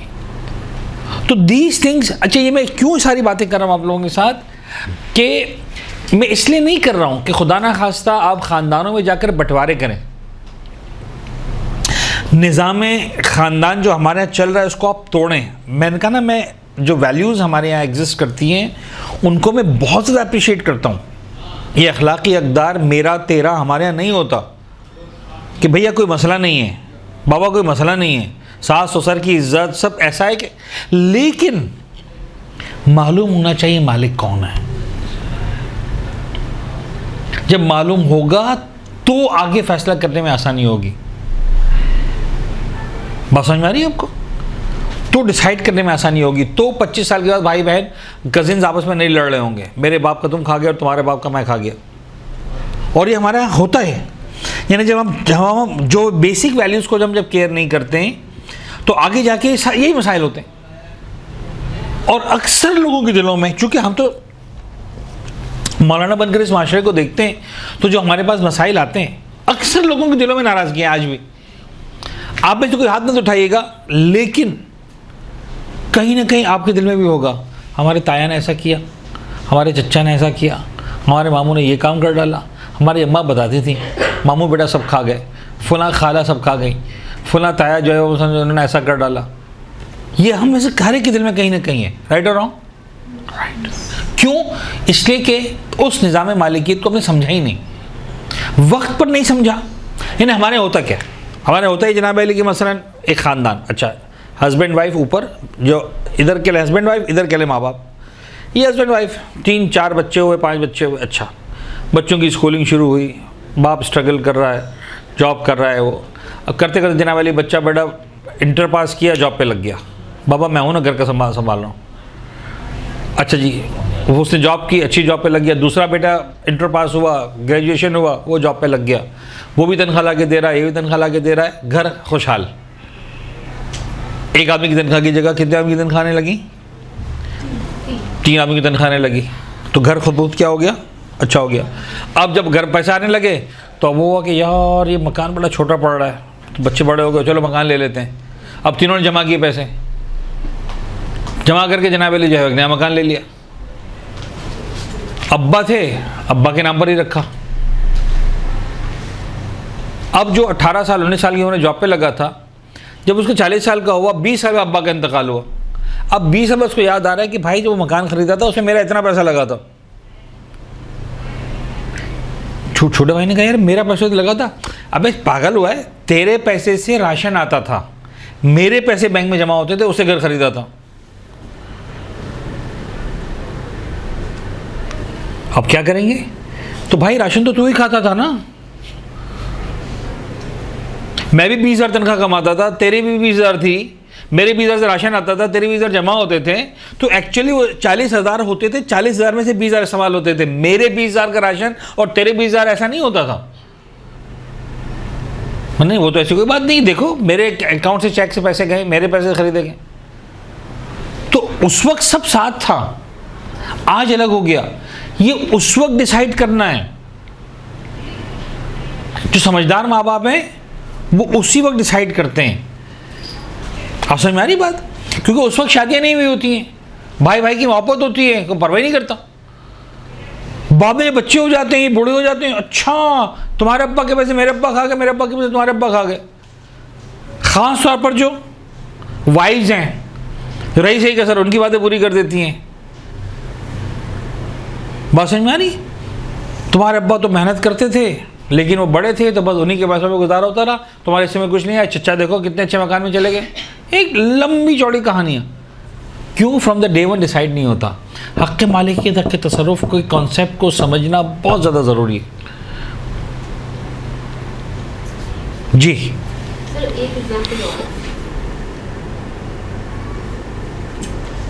दादा ने मकान खरीदा, बनवाया उनके बेटे ने, और इन्हीं दादा ने अपनी बहू के नाम मकान कर दिया। अब इसमें हक़ के मालिकियत एंड हक़ के तसर्रुफ़ तो खैर जो रह रहा है वो सभी इस्तेमाल कर रहे हैं इस घर को, लेकिन हक़ की मालिकियत इस केस में किसको होगा? जिसको गिफ्ट हो गई है कानूनी एतबार से वो प्रॉपर्टी, उसका वो हक़ के मालिकियत है, या जिसका पैसा लगा है उसको पूरा बनाने में, वो हक़ के मालिकियत होगा? दीनी एतबार से तो यही होगा जिनका पैसा लगा। नहीं। असल में इसके अंदर भी सारी बातें सोची जाएंगी कि जो आपने पैसा लगाया है तो पैसा अब्बू को गिफ्ट कर दिया था या अपना पैसा रखा था? नहीं, वो उन्होंने गिफ्ट नहीं, मतलब खुद ही लगाया।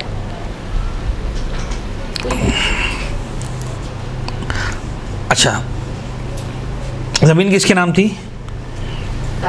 दादा के नाम, ठीक है। एक साहब, एक शख्स, उसने एक ज़मीन खरीदी, उसके बेटे ने वहाँ मकान बनवा लिया। इन साहब ने मालिक ये थे, इन्होंने ज़िंदगी में ही जो है वो कागजात चेंज करवा के अपनी बहू के नाम पे कर दिए, ठीक है। मसला है कि उनको राइट किसने दिया था? जब थे ही नहीं मालिक वो, तो उन्होंने क्यों किसी के नाम पे किया? ये मामला तो उस वक्त सॉल्व होने चाहिए। मैं अभी बार बार ही समझाना चाह रहा हूँ। अभी क्या किया जाए? तो सवाल ये कि बहरहाल वो लोग ही आपस में तय करेंगे, क्योंकि मालिक या वो साहब हैं या उनका बेटा है, कोई तीसरा फर्क तो है नहीं दरमियान में, ठीक है ना। अब अगर ये दोनों राजी हैं कि साहब ये बहू के नाम पर हो तो कोई मसला नहीं, लेकिन मसला ये है कि ये साहब जिनको आप दादा कह रही हैं और ये साहब जो इनका बेटा है जिसने मकान बनाया था, मुमकिन है इसके भाई बहन भी हों। भाई बहन है, जब भाई बहन है, इन साहब ने ये मकान कर दिया अपनी बहू के नाम पर।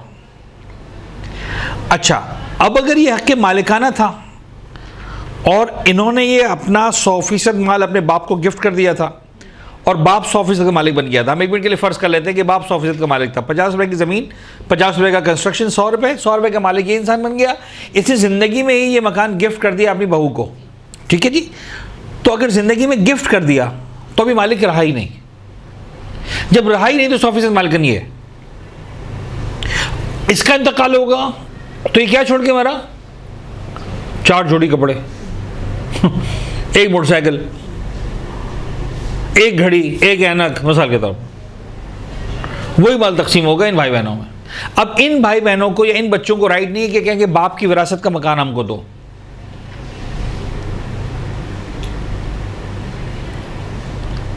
वो अपनी ज़िंदगी में बख्श चुका है, मामला ख़त्म। और ये खातून जो इस मकान के मालिक हैं, शरई कानून के एतबार से अगर ये मालिकन हैं तो अपनी ज़िंदगी में इनके पास ये हक़ था कि और ससुर को घर से निकाल देती। मैं मालिकन है ना, यानी मैं समझाता हूँ, मैं कहता हूँ देखें आप इन्हें एक साहब वही वाली बात जो अभी थोड़ी हम जो पहले डिस्कस कर रहे थे, साहब बीवी के नाम में मकान रखा है कि घर के वो मरने के बाद बेघर ना हो। मैंने कहा आपको पता है ज़िंदगी में आप बेघर हो सकते हैं, इनका वो आपने उसको मालिक बना दिया, आपको घर से निकाल दे। तो सोचा ही नहीं था, हमने सोचा, क्यों नहीं सोचा था आपने भाई? जब वो मालिकन है, कहा नहीं हमने 100% मालिक बना दिया ज़िंदगी में ही। मैंने कहा फर्ज करें वो पहले मर गई तो क्या होगा? नहीं, फिर तो घर मेरा है। मैंने कहा इसका आपने मालिक नहीं बनाया, आप समझ रहे कि मैंने मालिक बना दिया, लेकिन आप डबल गेम खेल रहे हैं शरीयत के साथ कि मैं मर गया तो वो मालिक, लेकिन वो मर गई तो मैं मालिक। मैंने कहा ऐसा नहीं होता। ये इन्हें सबसे बड़ी मिस्टेक जो हमारे माशरे में यानी मैंने जितनी मरतबा समझाने की कोशिश की, लोग आखिर में कहते हैं मौलाना साहब कोई रास्ता बताएं, करना तो हमने यही है। जवाब ये कि पॉसिबल नहीं। यानी ये नहीं हो सकता कि जिंदगी में मैं मालिक, उसके बाद वो मालिक, यानी सॉरी, ये नहीं हो सकता कि जिंदगी में कुछ भी नहीं, किसी भी एक फर्द की डेथ पर डिसाइड होगा मालिक कौन है। वो मर गया तो मैं मालिक हूं, मैं मर गया तो वो मालिक है। ये एक शरीयत के पास नहीं है। इन टर्म्स ऑफ वसीयत है ना, शरई एतबार से किसी का मालिक होना कैसे साबित है कि उसने वसीयत ली? ऐसा देखिए, वो तो बात की बात है। वसीयत लिखते वक्त मैं डिसाइड तो करूंगा, मैं मालिक हूं तो वसीयत लिखूंगा ना, मैं किस बात की वसीयत? मालिक कैसे होगा? हाँ, यही हम कह रहे हैं कि यानी आप चाह रहे हैं कि मरने के बाद फैसला हो, मैं कह रहा हूँ जिंदगी में फैसला होगा। यानी इस वक्त मैं अगेन कह रहा हूँ आपसे, इस वक्त जिस मकान में मैं रह रहा हूँ अपनी वाइफ के साथ, मिसाल के तौर पर वो मकान मेरा है, मेरी वाइफ का, किसका है? आप समझ में आ रही बात? मैं कह रहा हूँ कागजात मेरी वाइफ के नाम पर है, चले मिसाल के तौर पर, किसका है वो? मैं कहता हूं कि साहब देखिए, अगर मैं मर गया तो मेरी वाइफ का, और अगर वो मर गया तो 100% मेरा। ये नहीं हो सकता। या तो आज वो मेरा है तो मैं मर गया अगर, तो मेरी वाइफ को कुछ नहीं मिलेगा, जो बीवी का हिस्सा है 1/8 लेके फारिज। या उसका है और उसका इंतकाल हो गया तो मुझे 1/4 मिलेगा, बाकी कुछ नहीं।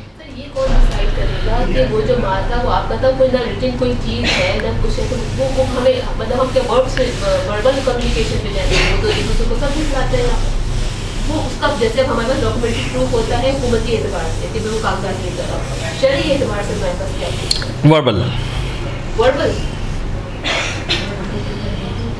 को मामले पे नहीं मानते थे लोग। फॉर एग्जाम्पल ये घर है, ये मेरे हस्बैंड और मिलके बना रहे हैं, ठीक है ना, कागजात उनके नाम है, उन्होंने कहा कि नॉमिनीज में मैंने आपका नाम लिख दिया, तो इसकी क्या मतलब शरई वैल्यू है फिर? एग्जैक्टली, आप डिसाइड, यानी मैं कह रहा हूं कि ये अच्छा, अब आपने सारी बातें की ना, तो ये सारे सवालात बता रहे हैं कि वाइस साहब को समझ में आ रहा है। तो हम ही चाह रहे हैं कि आप ये सब करें, सोच समझ के करें।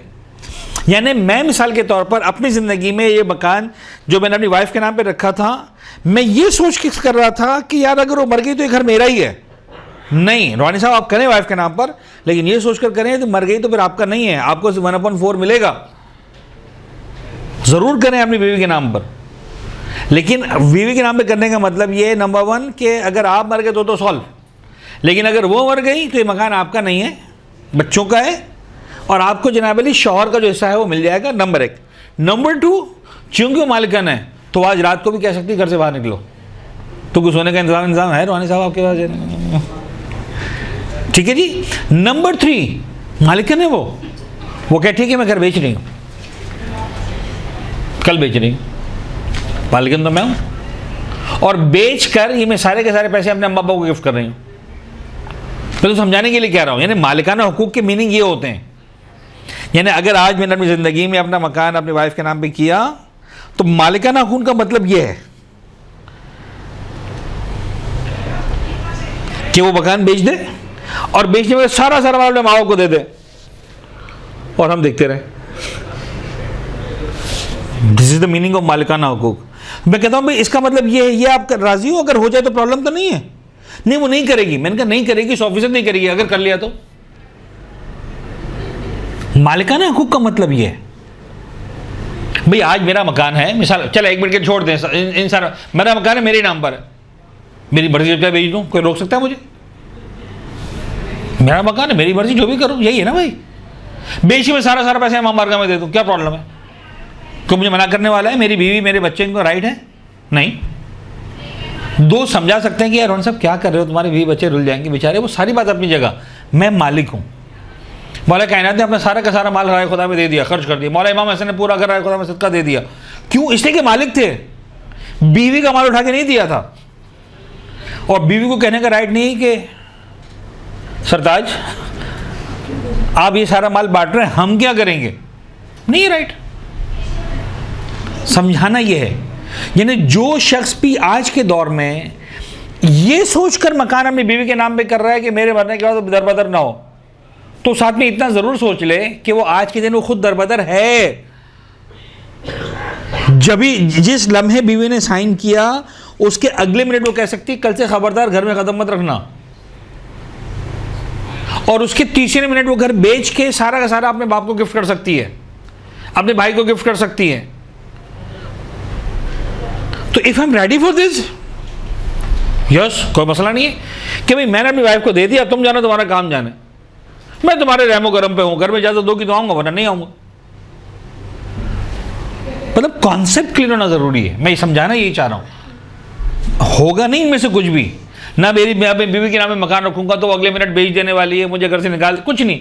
लेकिन मालिकाना हुकूक की मीनिंग ये हैं, तकल्लुफात नहीं हो रहे यहां पर लॉ है। लॉ का मतलब ये कि नेक्स्ट मिनट तो बहुत ज्यादा, सेम सेकंड वो मुझे कह सकते you are out, you are no more. ये समझ में आएगी तो जनाब खदीजा का इन्फाक समझ में आएगा। बीवी थी, मालिकन भी थी, पैगंबर अकरम हाथ नहीं लगाते जनाब खदीजा के पैसे को। फिर जनाब खदीजा ने कहा या रसूलल्लाह माल आज से मालिक आप है, तो ही इसार समझ में आएगा, वरना हमारे सिस्टम के एतबार से तो शौहर बन गए तो मालिक वैसे ही बन गए, तो इसार क्या हुआ? नहीं, शादी करके मालिक नहीं बन गए थे पैगंबर अकरम, वो कायनात का मालिक था और बात है। लेकिन प्रैक्टिकली हर माल पर जो मालिकियत का निज़ाम है उसके बाद जनाब खदीजा मालिक थी, पैगंबर मालिक नहीं थे। जनाब खदीजा ने बख्शा है माल पैगंबर अकरम को, गिफ्ट किया है, तो उन्होंने इस्तेमाल किया है। और उस लेवल पे जाके गिफ्ट किया है कि आखिर में कहा कि या रसूलुल्लाह जब इंतकाल हो रहा था तो जनाब ज़हरा के ज़रिए वसीयत करवाई। अजीब है बिहार अलवार की रिवायत, अमीर अजीब है। इतना कुछ राय खुदा में देने के बाद डायरेक्ट पैगंबर से नहीं कहा, फातिमा ज़हरा से कहा बेटी तेरे बाप से कहना अम्मा की वसीयत है कि मैं नहीं चाहती हूँ जो मेरा माल है उसमें से कुछ भी मुझ पर खर्च हो, तो आप एक काम कीजिएगा जब कफन की बारी आए तो अपना पैरहान मुझे कफन में दीजिएगा। दैट्स द ब्यूटी ऑफ हज़रत खदीजा। तो समझ में आएगा क्यों, इसलिए कि निज़ाम मालिकियत को समझा था, क्लियर था। माल का मालिक मैं हूँ, किस ये फ़ोन मेरा है मिसाल के तौर पर, मेरे बच्चे 100% इस्तेमाल करें, बेच के नहीं आ सकते, मालिक मैं हूँ। और मैंने अपने बच्चे को फ़ोन दिला के दिया, मालिक कौन है, मैं हूँ या मेरा बेटा? अभी सवाल समझ में आना शुरू होंगे। मैं कहता हूँ मेरा बेटा ही तो मालिक है, नहीं मालिक नहीं है। अगर कल को बेचने जाएगा तो मैं उसकी जान को आ जाऊंगा, पागल हुए हो क्यों बेच रहे हो? अब्बा आपने तो कहा था कि मैं मालिक हूँ। अच्छा, इसका मतलब मैं समझ रहा था कि मैंने मालिक बनाया, लेकिन मैंने मालिक नहीं बनाया। और एग्जाम्पल दूं, शौहर आया मिसाल के तौर पर, ये सोने की चेन तुम्हारे लिए गिफ्ट लाया हूँ, से उम्रे से ज़ियारत से। बीवी ने कहा अच्छा मेरे लिए? हाँ। बीवी ने उठा के दे दी मुलाजमा को, तुम्हारे लिए गिफ्ट है। मैंने कहा ये क्या कर रहे हो? आपने तो कहा मेरी है, किसी को देने के लिए थोड़ी दी है। इसका मतलब मैंने तसर्रुफ का हक दिया, मालिक नहीं बनाया। मैं समझ रहा था कि मालिक बना रहा हूं मैं, और अगर मुझे कोई फर्क नहीं पड़ता, उठा के दे दो, तुम्हारी मर्जी, मुलाजमा को दे दो, मैंने तुमको दे दी, तो मैंने मालिकिन बनाया। हम समझते नहीं हैं, तो मैं इफ एंड बट जब क्रिएट करता हूं, सवाल आगे लेके आता हूं, कहते नहीं इसका मतलब, अब समझ में आई? एक मरतबा आप जनाब अली आप अखलाकन बाउंड कर रहे हैं कि यार ये गिफ्ट मैंने आपको, मतलब मेरी वाइफ मुझे एक परफ्यूम गिफ्ट करती है, अगले मिनट उठा के मैं किसी को दे दूं तो उसको नाराज होने का राइट है? मालिकाना हुकूक के एतबार से नहीं है, मोहब्बत के हुकूक के एतबार से है। तो अभी समझना पड़ेगा कि वो नाराजगी कहां पर है। मैंने अपनी बीवी को गिफ्ट की एक चीज, मसलन जो मैं मिसाल सोने की चेन, और वो उठाकर किसी को दे दे, वो जाके अपनी बहन को दे दे, अपनी माँ को दे दे, अपनी सहेली को दे दे, अपनी मुलाजमा को दे दे, मैं मोहब्बत में नाराजगी का इजहार करूं एक और बात है, but it is a legal right. तो या तो मैं कहूँ कि भाई मैं तुमको दे रहा हूँ, यू कैन यूज़ इट, ये है मेरा, मालिक मैं हूँ, तुम्हारे पास हक़ तसर्रुफ है, you can use it, you can not sell it, तुम इसको बेच नहीं सकती हो, you can not gift it, इसलिए कि तुम्हारे पास हक़ मालिकियत नहीं दिया मैंने।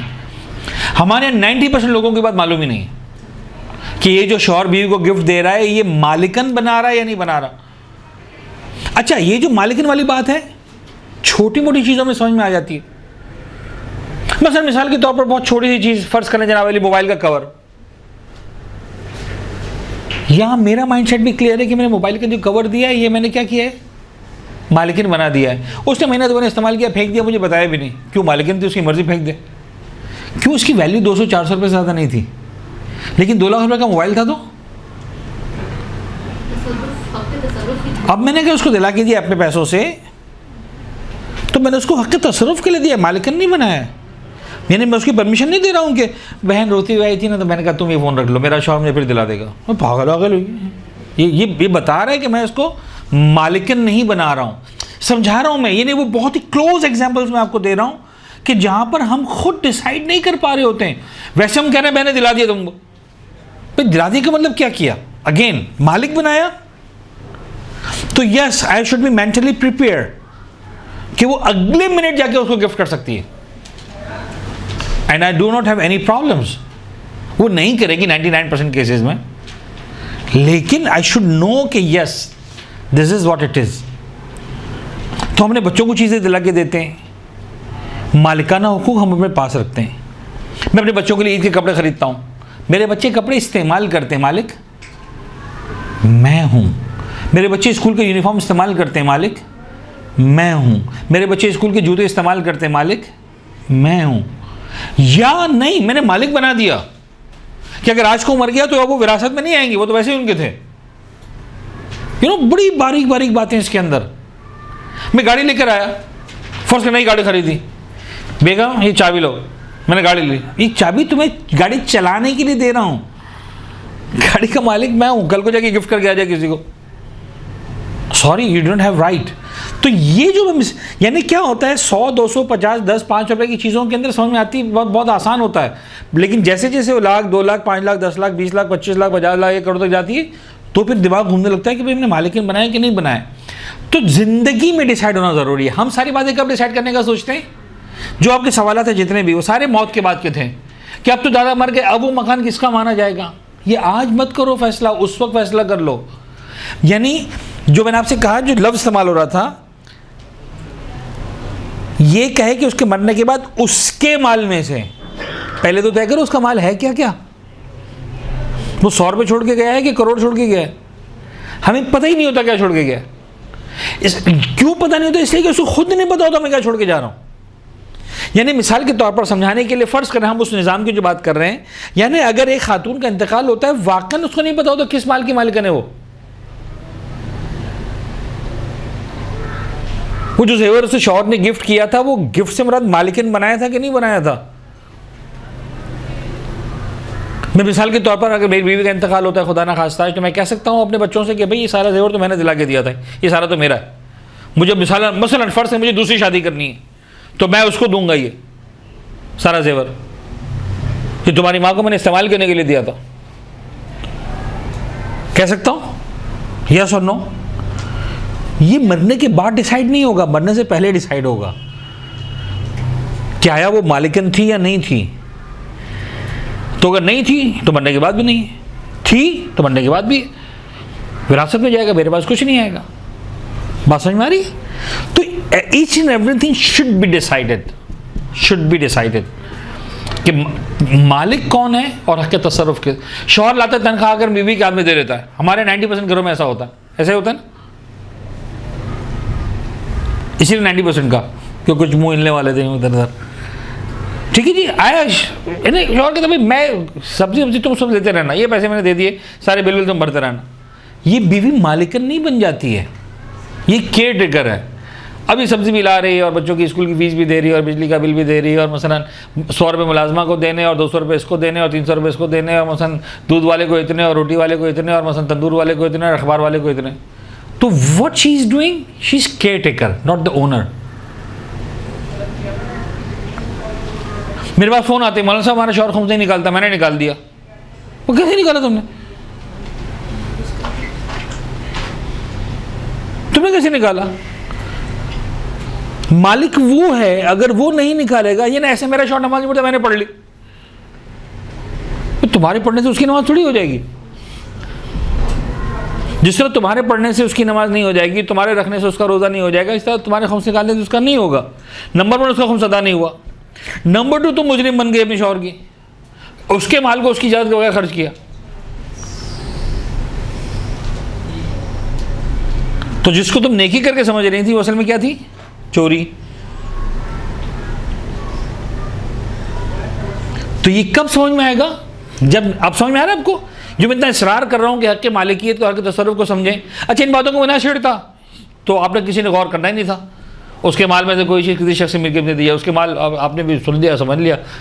लेकिन ये कि दिस इज व्हाट एग्जिस्ट करता है हमारी सोसाइटी के अंदर।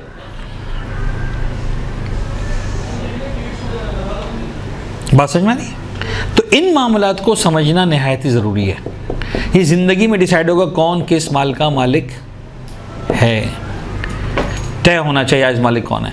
तो ये जो सिस्टम है मकान करने वाला, इसमें डिसाइड होना चाहिए कि एक्चुअल मालिक कौन है। ये जो तनख्वाह शौहर ला के दे रहा है, डिसाइड होना चाहिए कि इसका मालिक कौन है। चाहे बीवी के हाथ में दे रहा है, चाहे बाप के हाथ में दे रहा है, बच्चा कमा रहा है बाप के हाथ में दे रहा है, बाप को मालिक बना रहा है या के तसर्रुफ दे रहा है, दो अलग चीज़ें।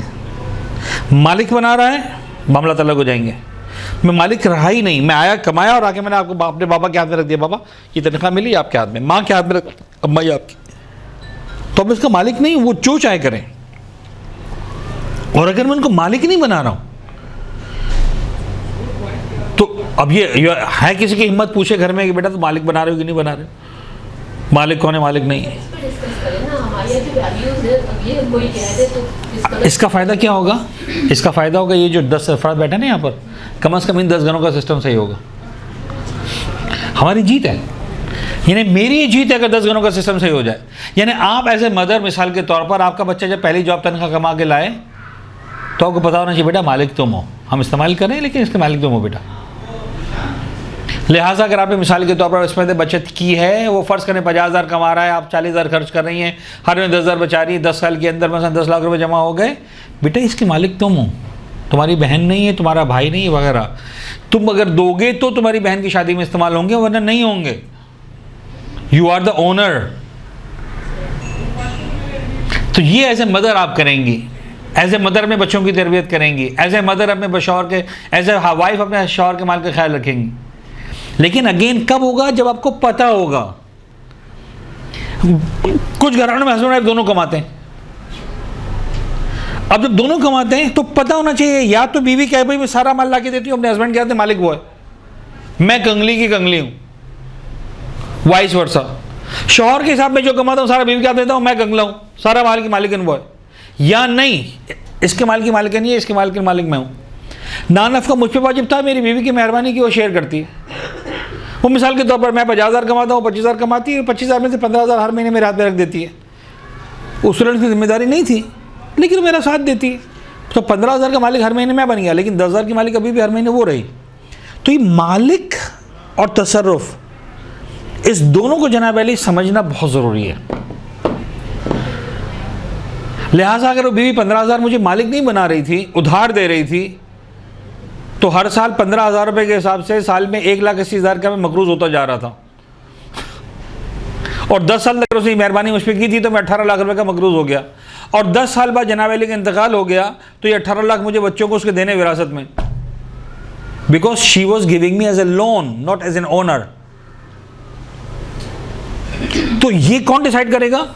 ये मेरी बीवी डिसाइड करेगी ना, कि मैं आपको मालिक बना रही हूं कि उधार दे रही हूं।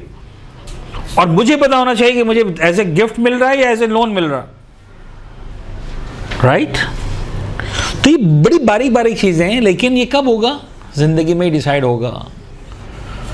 और या फिर पूरे के पूरे मर्द बन जाए कि साहब नहीं मैं गिफ्ट ही कर रही हूँ, मौलाना साहब छोड़ें इन चक्करों में, मैं अगर पूछने जाऊँगी तो मेरा घर बिगड़ेगा, मेरा शौहर नाराज़ होगा, ख़ानदानी निज़ाम बिगड़ेगा, लिहाजा मुझे कुछ चाहिए ही नहीं। मैंने अपने शौहर के हाथ में अगर 25,000 रखे, इसका मतलब मैंने उसको मालिक बना दिया, मैं हूँ ही नहीं। वो दे देगी उसकी मेहरबानी, वरना मैंने दे दिया खुदा। तो ये आपने क्या किया, एक्चुअली दीन पे अमल करते हुए अपने आप को भी सिक्योर कर लिया और अपने शौहर को भी सिक्योर कर लिया कि भाई वो मालिक समझ रहा है अपने आप को ना, सही समझ रहा है, मैं हूं ही नहीं किसी चीज के मालिक।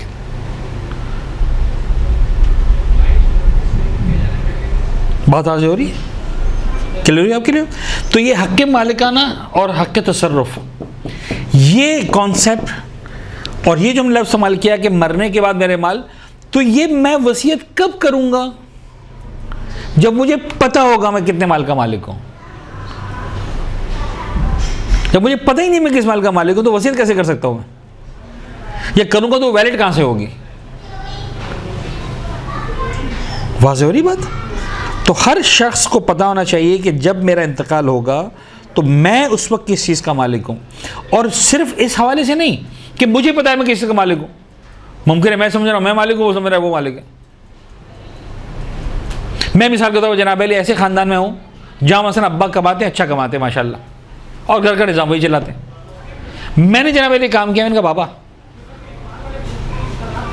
ये मैं तनख्वाह ला रहा हूँ, आपके हाथ में रख रहा हूँ।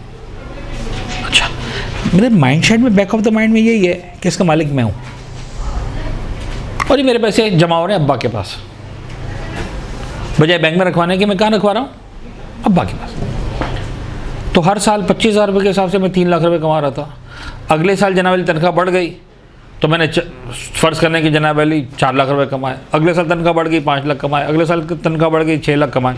अब 3 लाख प्लस 4 लाख 7 लाख। 7 लाख के बाद जनाब अली मज़ीद 5 लाख 12 लाख। 12 लाख के बाद मतलब 5 लाख और कमाए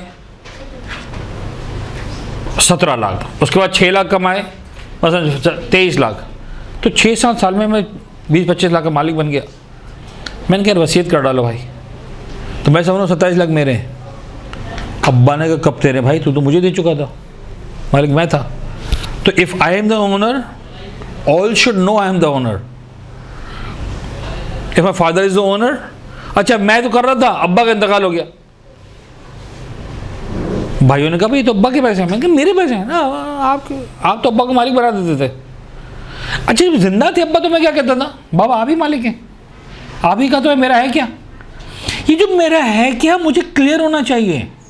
अगर वाकई मैंने बाप को मालिक बना दिया था, यस, बहुत क्लियरली मुझे पता होना चाहिए कि खुदा ना खास्ता मेरे बाप का इंतकाल हुआ, मुझे कुछ नहीं मिलेगा, सिर्फ मेरा विरासत का हिस्सा मिलेगा, बाकी सारा उन भाई बहनों को मिलेगा जिन्होंने अब तक तनख्वाह कमाना शुरू ही नहीं की।